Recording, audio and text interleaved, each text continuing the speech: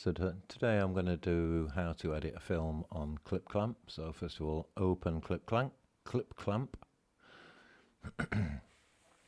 Now you want to start a new video, but I've already titled one.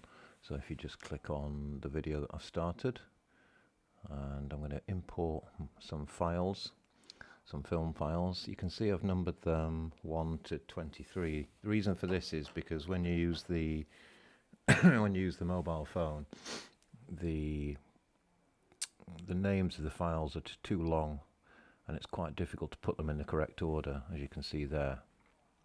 So I prefer to rename them 1, 2, 3. You don't need to do that when I use the Clipchamp, when I use my DJI, but you do when you're on this. So let's start adding the films. So you can see there 01, 02, and I'll add all the films. And I've got a total of about 6.5 minutes. So first, where the arrow is, click on the plus sign and make it a little bit bigger so you can see what you're doing. Okay, and then we're going to start clipping. So I'm looking here at where I can start the film. This is going to be a short, so I'm going to have to cut quite a lot of this. So I'm pressing play, deciding where I want to be. So what does it look like? What's it like? And you can't actually move individual frames, so it's better to zoom in a little bit, and then you can just slide this across and get a couple of frames. And then when you're happy with it, click on snip. Make sure you click on the file first, and then right click and delete. And now you can press delete this gap. You can see there's a little bit of a area here. If you right click this, it deletes all the gaps, and for example, if you've got things like subtitles on there, you need to use that one, otherwise all your subtitles will be out of sync. But I tend to do that after, you'll see. Just do this for now. So it's just a first edit, and we're just basically getting rid of all the crap that we don't need. So what's it like at the top of one of those? So you can see here I've just decided I don't want this bit. Delete that. And then if I right click here, you can see delete all visual gaps is there, and that's the one that's quite useful when if you're trying to do too many things at once, you've got to use this one, otherwise everything will go out of sync. Okay, so I'll start on the second one. This looks familiar. Butterfly. So here, this is quite a long clip, this one, and I only really want to keep the butterfly part in it, so I'll do a little bit of snipping here. So you can see there the scissors, get it to where I want, left click on the scissors, right click there, and delete. And then I'll just see where the end of it is. And then sometimes I just play it just to make sure there isn't something that I'm missing that I want to keep. But here, no, that's just nothing. So delete that. And then I think I'll show you here. So if you press delete gap, you can see it just deletes this gap.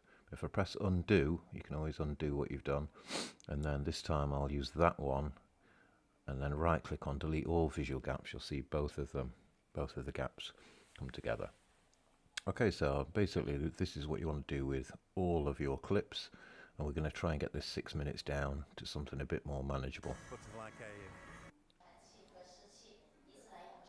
So that one I think I decided to just delete, and then I'll speed through this. I got to a point here where this next film, you can see, I'll just delete this gap, the film's the wrong way round. It's still a portrait picture, but it's videoed the wrong way around. So press on the three dots there, press rotate, and then the one in the middle is fill screen. Press that, and there we go, that's fixed.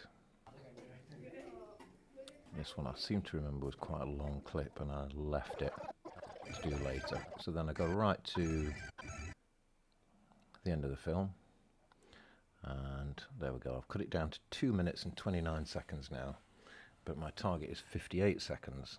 And I actually had a break here, but you don't have to save it. In fact, you can't save it. It just saves automatically. You've got to be online to use it.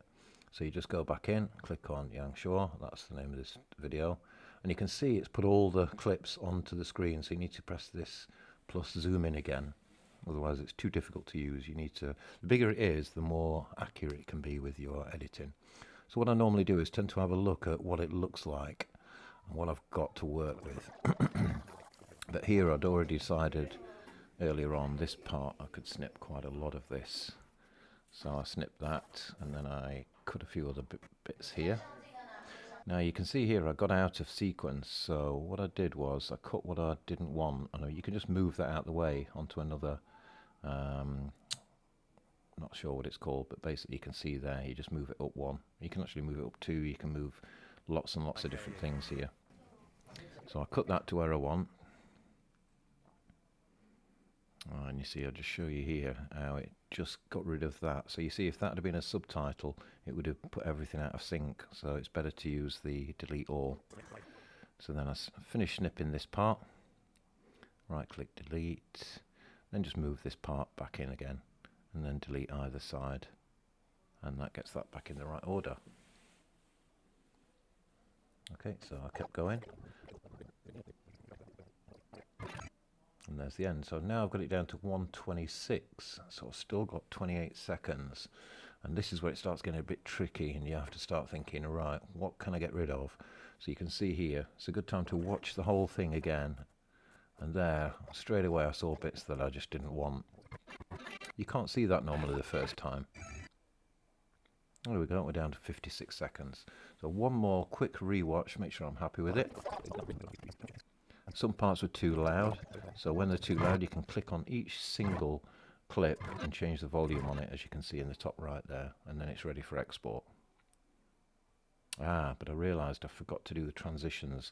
If you're going to do transitions like fade between clips, you need to do it now, because once you've exported this, it will become one clip. The whole thing will be one clip. So you can see here I've clicked on it, and then I've changed the duration to ½ second, and then I've used the crossfader.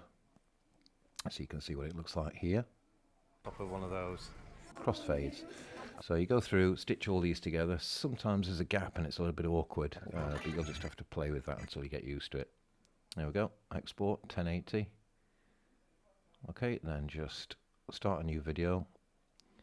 Young Short 2, and that you just use the one that you've just done. It's 56 seconds. So I'll have another quick look at it. Now I want to add in some extras, so I'm going to put in a Chinese flag. So you just import that. That's just something I've got saved on my computer. Resize it, so you just click on there, move it around, get it to where you want. And then here I'm going to pull this, you can just pull that there, and I want it right the way through the video. So you just scroll across, and then it puts a line in for you, so you know it's at the end, and that's done.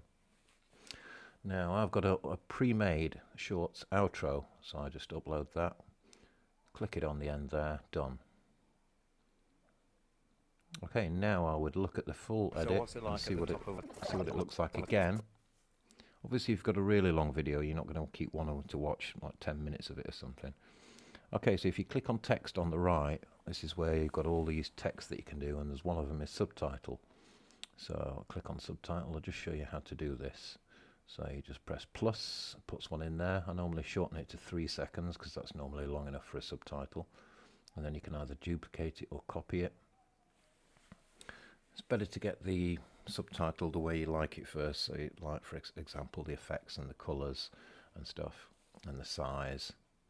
And you can see down here there's primary colour, background colour, position. And then you just type in there. So I've typed hello, and you can see it.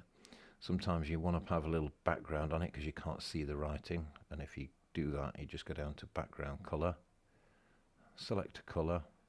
So here I just clicked on that and picked black down at the bottom there, and then you put the percentage of it. So I put 100% here, which makes it completely white on black, so you'll always be able to see that. But you can change it, and I think I'd change the final one to about 40%, so you can still see behind the subtitle. Then you can just start swiping around, moving these, like you can see, slide those, move them around. I tend to write all the subtitles first and then do this after. It's actually doesn't take that long. It looks like a long time, but it's quite easy. Now this bit I skipped through because I was just doing a title, but I spent a long time on it because I couldn't decide on the title that I wanted. ready for a final watch. Yep, happy with that. Press export. 1080, done. And that's your film complete. So this is what I did. So what's it like at the top of one of those?